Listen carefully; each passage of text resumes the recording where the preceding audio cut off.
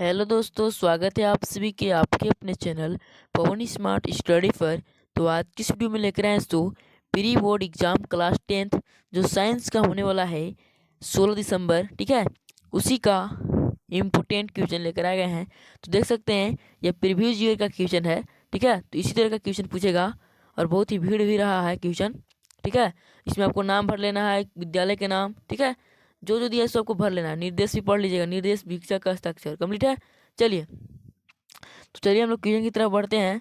Question की तरफ बढ़ने से पहले चैनल पर नए हैं तो चैनल को सब्सक्राइब कर लेंगे और वीडियो पसंद है तो लाइक कर लीजिएगा, ठीक है। और रही बात टेलीग्राम ग्रुप की, तो टेलीग्राम ग्रुप में सभी लोग ज्वाइन हो जाइए, ठीक है। टेलीग्राम ग्रुप में आपको पीडीएफ मिल जाएगा, इसलिए टेलीग्राम ग्रुप को ज्वाइन कर लेंगे। उसका जो लिंक है डिस्क्रिप्शन में दिया हुआ है, ठीक है। आप वहाँ से ज्वाइन हो जाइएगा। चलिए बढ़ते हैं क्वेश्चन की तरफ। तो देखिए आपका क्वेश्चन है, किस दर्पण में वास्तविक फोकस होता है? किस दर्पण में दोस्तों वास्तविक फोकस होता है? तो इसका जो राइट आंसर हो जाएगा ऑप्शन नंबर ए, अवतल दर्पण, ठीक है। चलिए दूसरा नंबर देखिए, मोटर वाहन के सामने कौन सा दर्पण लगा होता है? मोटर वाहन के सामने कौन सा दर्पण लगा होता है दोस्तों? तो दूसरा का जो राइट आंसर हो जाएगा ऑप्शन नंबर बी, उत्तल दर्पण। कैसे? उत्तल दर्पण इसका राइट आंसर, ठीक है।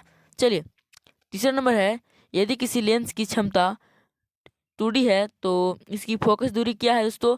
तो तीसरा का जो राइट आंसर हो जाएगा option number C, option number C, ठीक है। -50 सेंटीमीटर, ठीक है। याद रख लीजिएगा, बहुत ही इंपॉर्टेंट क्वेश्चन है। चलिए हम चलते हैं चौथा क्वेश्चन की ओर। चौथा नंबर क्वेश्चन, 4 नंबर चलते हैं। देखिए 4 नंबर है, किसी निम्न में से किस माध्यम का अपवर्तनांक अधिकतम होता है? कैसो अपवर्तनांक अधिकतम होता है दोस्तों किसका? 4 का जल्दी से आंसर बदल दीजिए आप लोग कमेंट में, ठीक है। तो 4 का आप लोग का आंसर बताना है, चौथा का। चलिए हम लोग चलते हैं अगला क्वेश्चन, 5वां नंबर। चलिए चलते हैं, प्रिज्म द्वारा प्रकाश की कौन सी परिघटना घटती है? तो 5 का जो राइट आंसर हो जाएगा option number C, option number C हो जाएगा। वर्ण विक्षेपण, ठीक है। 6 नंबर देखिए, इंद्रधनुष के निर्माण के लिए निम्न में प्रकाश की कौन सी घटना सही है? ठीक है। तो 6 का जो राइट आंसर हो जाएगा ऑप्शन नंबर सी, ठीक है। ऑप्शन नंबर सी हो जाएगा, ठीक है।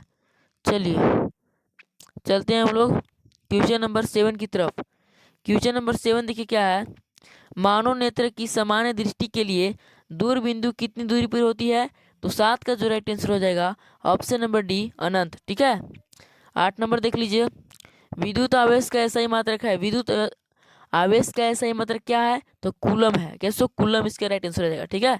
9 नंबर देखिए, जूल प्रति कूलम को क्या कहते हैं? जूल प्रति कूलम को क्या कहते हैं तो 9 का जो राइट आंसर हो जाएगा ऑप्शन नंबर ए, वोल्ट। कैसे? वोल्ट इसका राइट आंसर होगा, ठीक है। 10 नंबर देख लीजिए, जब किसी चालक तार से विद्युत धारा प्रवाहित होती है तो गतिशील कण है। तो 10 का जो राइट आंसर हो जाएगा ऑप्शन नंबर डी, इलेक्ट्रॉन, ठीक है। 11 नंबर देखिए, एक यूनिटी विद्युत ऊर्जा का मान है। एक यूनिटी विद्युत ऊर्जा का मान है 100। तो 11 का जो राइट आंसर हो जाएगा ऑप्शन नंबर डी, ठीक है। 12 नंबर देख लीजिए, विद्युत धारा प्राप्त करने की युक्ति को क्या कहते हैं दोस्तों? तो 12 का जो राइट आंसर हो जाएगा ऑप्शन नंबर ए, जनित्र। कैसे? जनित्र। और दोस्तों आप लोग लाइव क्लास जुड़ जाइएगा कल 11 बजे। आप लोगों का 9th क्लास का लाइव चलेगा सोशल साइंस का, इसलिए सभी लोग लाइव जुड़ जाएंगे, ठीक है। चलिए क्वेश्चन नंबर 13 की तरफ चलते हैं। 13 है, लघु पथन। कैसे? लघु पथन के समय परिपथ में विद्युत धारा का मान हो जाता है। तो 13 का जो राइट आंसर हो जाएगा ऑप्शन नंबर ए, बहुत अधिक, ठीक है। चलिए 14 नंबर देखिए, नीला लिटमस पेपर किस से लाल हो जाता है दोस्तों? तो 14 का जो राइट आंसर हो जाएगा ऑप्शन नंबर ए, अम्ल। कैसे? अम्ल से, ठीक है। अम्ल से नीला लिटमस पेपर जो है लाल हो जाता है, ठीक है। चलिए 14 का ए हो गया। 15 में चलते हैं, निम्न में कौन क्षार है दोस्तों? कौन सा जो है इसमें से क्षार है? तो एकदम याद रखिएगा ऑप्शन नंबर डी, NaOH, ठीक है। चलिए क्वेश्चन नंबर 16 देख लीजिए, जल में घुलनशील क्षारक क्या है दोस्तों? तो जल में घुलनशील क्षारक है 16 का जो राइट आंसर होगा ऑप्शन नंबर बी, क्षार, ठीक है। चलिए क्वेश्चन नंबर 17 की तरफ चलते हैं। 17 देखिए जल के विद्युत अपघटन में कैथोड पर कौन सी गैस मुक्त होती है? तो 17 का जो राइट आंसर हो जाएगा ऑप्शन नंबर ए हो जाएगा, ठीक है। 17 का ऑप्शन। क्वेश्चन नंबर 20 की तरफ हम लोग चलते हैं। गंधक एक क्या है? गंधक एक क्या है? इसका आंसर बताइए जल्दी से। गंधक एक अधातु है जिसको बोलते हैं सल्फर। सल्फर को गंधक बोला जाता है, ठीक है। चलिए 21 नंबर देख लीजिए, आधुनिक आवर्त सारणी। कैसे आधुनिक आवर्त सारणी में आवर्तों की संख्या कितनी होती है?